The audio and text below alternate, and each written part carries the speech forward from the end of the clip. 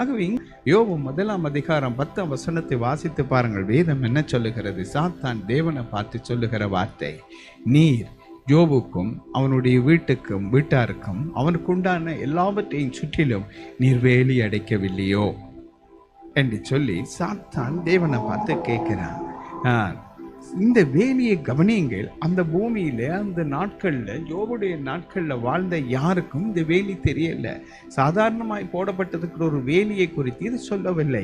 சாத்தானுடைய கண்களுக்கு தெரிந்த ஒரு வேலி. இது ஒரு ஆவிக்குரிய வேலி, ஸ்பிரிச்சுவல் வேலி. இந்த வேலி போடப்பட்டிருக்கிறது. இந்த வேலியை தாண்டி சாத்தான் வர முடியாததற்காகத்தான் இந்த வேலி போடப்படுகிறது. ஒரு மனுஷனுக்கு போடப்படுற வேலி, முட்கம்பி வேலிகளை நீங்க பார்த்திருப்பீங்க. இது அந்த வேலி கிடையாது.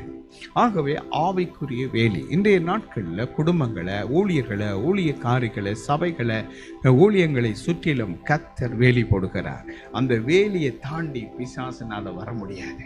அந்த வேலி எந்த சபைக்கு போடப்பட்டிருக்கிறதோ, எந்த குடும்பத்துக்கு போடப்பட்டிருக்கிறதோ, அவர்கள் எல்லாரும் பாதுகாப்பா இருப்பாங்க. அவங்க பல்கி பெருகி ஆசீர்வதிக்கப்படுவாங்க.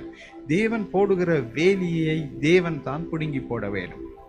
சாத்தான் பிடுங்க முடியாது. அது இப்போ ஒரு எலக்ட்ரிக் வேலி. இந்த இராணுவ முகாம்களை சுற்றி மின்சார வேலியை போடுவார்கள். அதுல எதிரிகள் தொடுவார்கள், ஆனால் மின்சாரம் அடித்து மரித்து போய்விடுவார்கள். ஆதலால் அதே மாதிரி ஒரு ஆவிக்குரிய ஒரு வேலி இது. இதை ஆவைகள் தாண்ட நினைக்கும் போது அவைகளை இந்த அக்கினி வேலி பட்சிக்கக்கூடியதாய் இருக்கும். அதுல இன்னும் மகத்துவமான காரியங்கள் இருக்கும், எங்களால் அறியக்கூடாதவைகளாய் அது இருக்கலாம். ஆனா தெளிவான ஒரு விஷயம், ஆவிக்குரிய ஒரு வேலி.